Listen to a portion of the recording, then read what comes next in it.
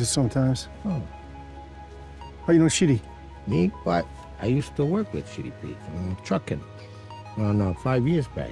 There's many mysteries around Benny, and there's many things that I've sort of filled in for myself, but essentially Benny's a young guy who has fallen out with his family, and his father passed away, and I believe he had some sort of trauma in his past that's led to him becoming a sort of lone wolf. Danny Lyons, the Austin Butler. I'm so glad you knew.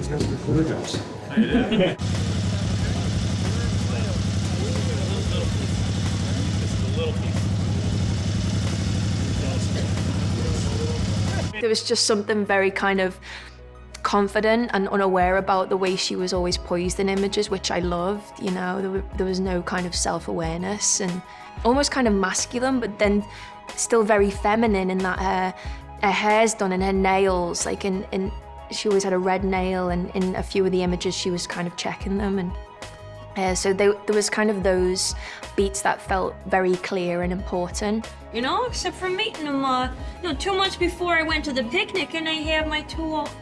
Give him a crack. You know, before going. Yeah, exactly. Like, because it's the latter, because it's kind of like, okay. Like, you could even take a second before you draft it in, it's like, and then you go in for the stick, you know?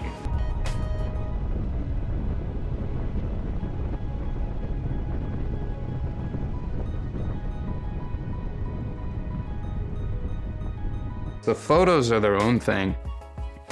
And then the transcriptions are their own thing as well, because the transcriptions are these really, not grotesque, but they're dark stories, a lot of them are, you know? And then these photos, though, are like very romantic in terms of the images that he has of these people. And so, you know, he can't help but like fall in love with his subjects, if you will. So a pre-shot and then basically another pre-shot. Yeah. Oh, I just cut it on. Yeah. Yeah, it's great. Hey, Jeff. Just try to keep it going a little bit longer. Like after she says okay, maybe we could come up with some things, eh? Okay, but just be watching your back so dolly's moving. I think so, yeah. I'm so glad we're gonna talk about these vests, because this is insane when you hear what had to be done. Every single patch has to be cleared for clearances, for legal reasons, so we had to make them all. And we had to first design them, then get them made, then age them, then sew them on, then age it again. Every single one. So even these, we had multiples made. Austin actually came first. So I have to give credit to Brian Cavanaugh-Jones, my producing partner. The script had started to circulate, and I think we got an incoming call from Austin's team. At this point, Elvis had not been released. In fact, there hadn't even been a trailer out, but the week that I was supposed to meet Austin, the trailer came out. And I remember looking at it thinking, okay, like, this guy's doing something in this film. Of course, we didn't know to what degree yet, but you could just look at that trailer and say, well, this guy went places for this part. And so on one of my rare trips out to LA, we set up a meeting. It was at a restaurant, and I walked outside to greet him. And this tall guy walks up and holds his hand out.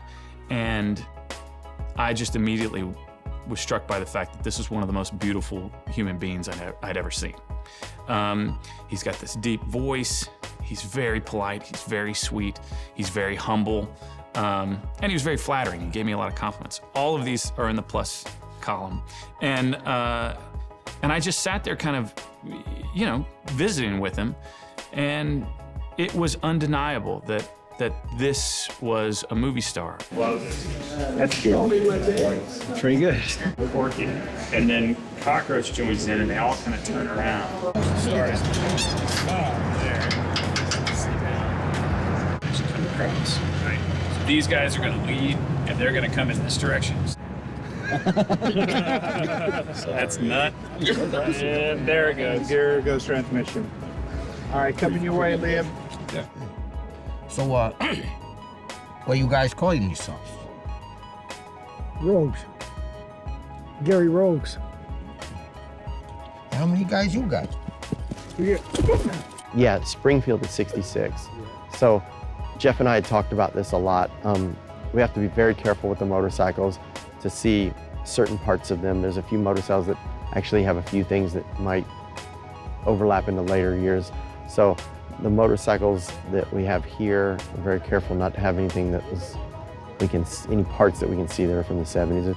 There's, like I say, Harley Davidson, there's some parts on these motorcycles that go from 65 to 80 something, it's all the same stuff, or 66 or.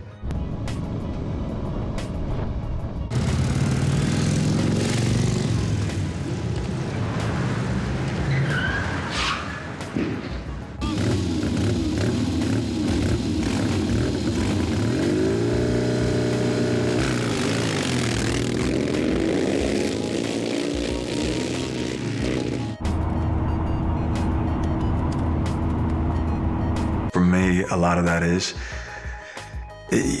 actually talking to my family in that voice, and talking to people at a coffee shop. And at first you feel funny, you feel kind of like an imposter. And then with time, then it ends up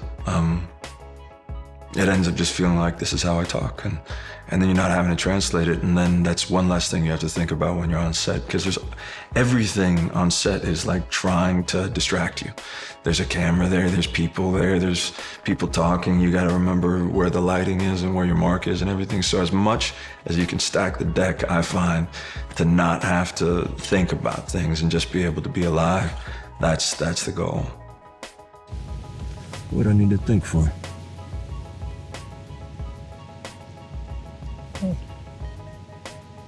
Yeah, you and me, kid. One more? I mean, it'd just be all about the speed of this. Let's do one more, swing it a little quicker. You're set. One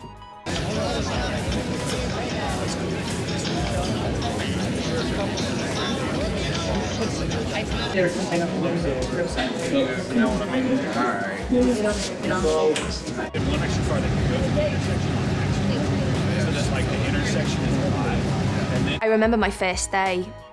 I had no dialogue, and we were all kind of sat around a campfire, and it was a night shoot, and it was like 3 o'clock in the morning, and everyone was freezing cold, and Michael Shannon had like 2 pages of dialogue, and I remember like watching him for the first time, and then just kind of looking around, and all of us were just like, well, like we can all just go home. Like, it was incredible. It was like a masterclass, and I was sat next to Austin, and I was like, we were kind of saying, from now on, I'm just gonna think, what would Michael Shannon do? Whenever I come to a scene, like, just think, what would Michael Shannon do?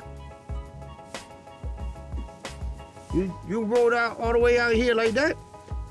Strapped it to the bike. He needs it because his leg is broke. Hey, buddy. Hey, kid. Austin Butler is on the motorcycle constantly in the movie, which is fine with me, and he loves it.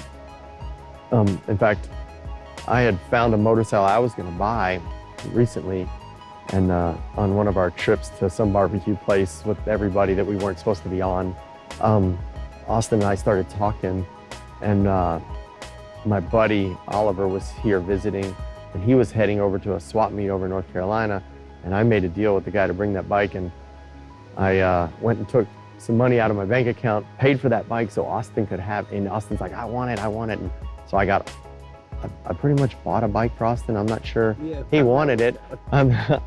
But his bike is really cool. It's a 66 FLH, a lot like the bike. The bike he's riding in the show is a 65, which that's one of my bikes.